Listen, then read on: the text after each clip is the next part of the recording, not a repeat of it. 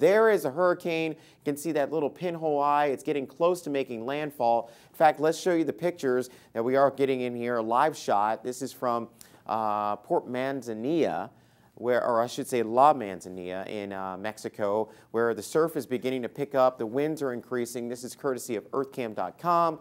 And again, it's just a tough situation for those folks there. Our hearts certainly go out to them as that system will be moving on shore.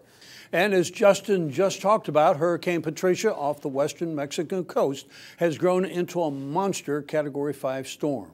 Kirk Gregory has more on preparations for the big storm.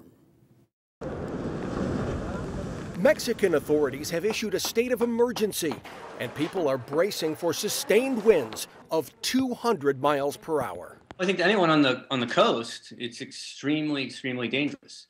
Patricia only formed on Wednesday and continued to churn and grow, moving towards the Mexican coast.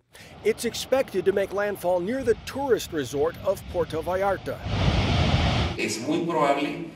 This hurricane will effectively be the most intense hurricane that has existed in this part of the Pacific in our country since records began in 1949. More than 7 million people will be directly affected when the storm makes landfall later tonight, including tourists from the United States. Hotels are trying to evacuate guests.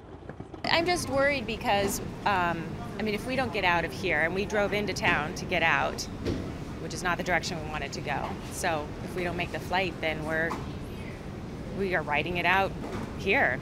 Once it makes landfall, there will be, a substantial surge in flooding at the coast.